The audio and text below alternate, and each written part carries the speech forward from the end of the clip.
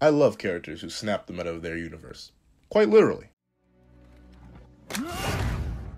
Anyway, like I said, characters who break the meta of their series in a cool and interesting way are amazing to me. There are bad ways to break the meta, but we'll focus on the good in this series, which is aptly titled, Breaking the Meta. I could honestly be talking about either comic Thanos or MCU Thanos, but for this we'll be focusing on MCU Thanos, Infinity War specifically. Marvel movie villains were never the most interesting or complex characters. And honestly, while the villains may have destroyed the sole hero in a one-on-one or sent an army of faceless goons to wear them down, no one villain went through and humiliated the heroes personally like Thanos did. Broke the heroes like Thanos did. As Tony puts it, But Thanos has been inside my head for 6 years, since he sent an army to New York, and now he's back. And I don't know what to do. even before he appeared, he was a constant menace in the heroes' minds. He broke the meta, as a common thing with most MCU villains is that they show up out of nowhere, are somehow written to tie into the hero's path. Even villains people praise like Killmonger, Ego, or Hela were never set up or mentioned until Black Panther, Guardians of the Galaxy 2, or Thor 3, even though Ego was loosely mentioned as something ancient in Guardians 1. However, Thanos was there all the way from Avengers 1. He was the one who gave Loki his army and Infinity Stone. He was the one Ronan feared. He was the uncontested emperor of the universe that sat back and watched until he decided to do it himself. We always saw him, but we never truly saw him until Infinity War, where everything fell apart. I don't think I'll ever again have the level of shock in the theater that I did when Infinity War opened up. That movie opening is one of the greatest of all time. I shall hear no debate, because it establishes what the audience already knew but didn't truly have visual evidence for. The Mad Titan stands above all. Above warriors, above kings, above gods, above giants, and above the beasts of men. And he does it casually. There's no strain in the fight with the Hulk. There's fun. He is dominant, but not in an impressive or forceful way. His presence exudes control, understanding, like he knows that every scene is simply a formality. That's what makes it interesting when that controlling aura breaks. Little moments of shock, or interest, or pain, physical and emotional. We'll get to that soon, but I'll focus on the one thing Thanos does better than all in the MCU before him. Thanos fights. He fights like a madman, and I don't mean he's crazy, although he is. He's so creative, and in every fight, he evolves. In his first fight, he doesn't even use the Infinity Stone he has. He simply dismantles the Hulk through casual hand-to-hand. When he appears on Titan, he explains his plight to Strange and evolves. As Iron Man begins the bout with a large piece of rubble, Thanos tears through it with the stones, understanding he can no longer conflict with the heroes in simple hand-to-hand. However, Thanos, unlike most characters receive such a divisive power-up, such as control over reality and space itself, he never loses the visceral nature of his fighting style. Despite being so far above it, he enjoys combat. He simply doesn't reduce the heroes to pieces like he did with Mantis and Drax in their initial encounter. He actually takes the time to risk physically dismantling them. This results in his temporary downfall against the heroes, where he is bound. However, in the next fight, he learns and evolves. He was limited in his stone usage, solely using them in retaliations and not all too creatively.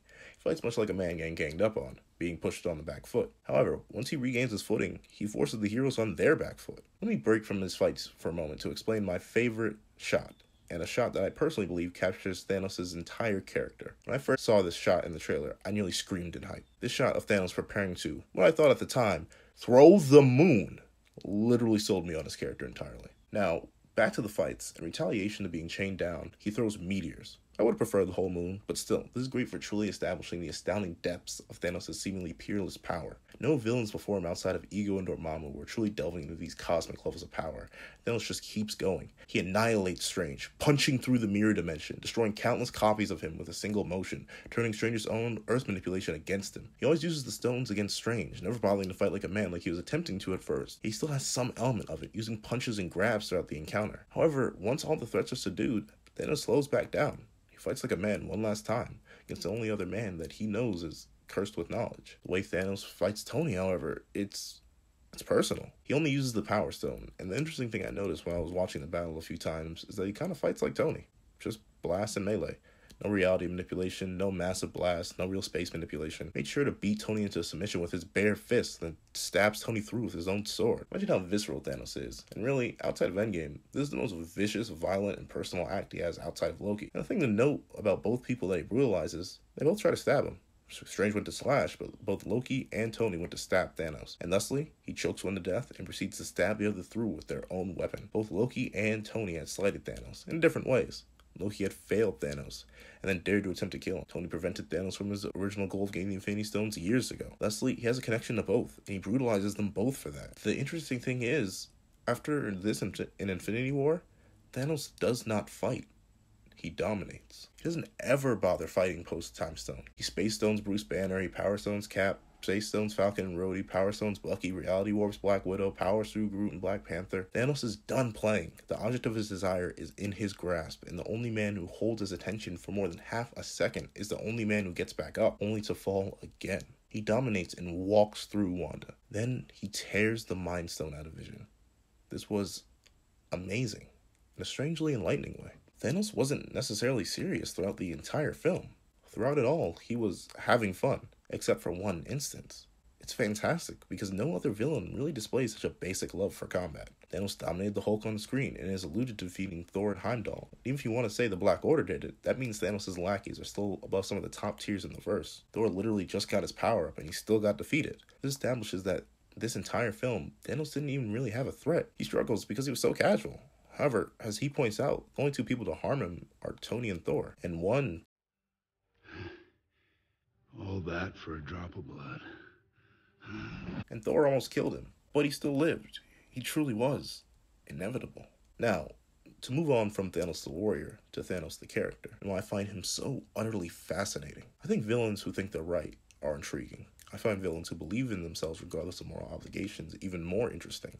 I find villains with a tragic past that drives them while they ignore all moral integrity and believe they are right and actually succeed in their goals fantastic. Thanos is no simple man. He's a scientist at heart, a genius, yet a madman. Like Tony and Steve, he believes he has an obligation to protect life, regardless of whether they ask it for it or not. Except Tony wanted to put a suit of armor around the world, and Cap wanted to save everyone through heroism. Thanos wanted to save the world through genocide. However, he is calm, human even, and that is what makes him absolutely terrifying. Thanos never yells at anyone when he is speaking. He's as interested in learning from the humanity he plans to decimate as he is in teaching it. When he tortures Thor and looks to Loki, he is intrigued when at first Loki doesn't care, yet he presses further and breaks Loki. Thanos holds his tone at Gamora, despite her yelling at him. He calmly explains to Strange his plan of genocide for salvation. In contrast to Strange, who looked at the humane side of things, being a doctor focused on saving every life, Thanos is interested in saving life itself, the concept of it. He's no nihilist like the Joker, or even his comic counterpart. He believes in the importance of survival because he's gone through extinction. He views his quest as a sad formality. He shows interest in Star-Lord, impressed that he was willing to push the boundary and kill Gamora. He shows care for Gamora, offering her food and humbleness by not sitting upon the throne. He comforts Wanda when she finally kills Vision, before doing it himself. He is the pinpoint example of the loving parent who knows what's best for their children. Except Thanos views himself as the father of everything, the one above all. And the most interesting thing to me about Thanos is this. He spares a lot of people, a fair amount of people.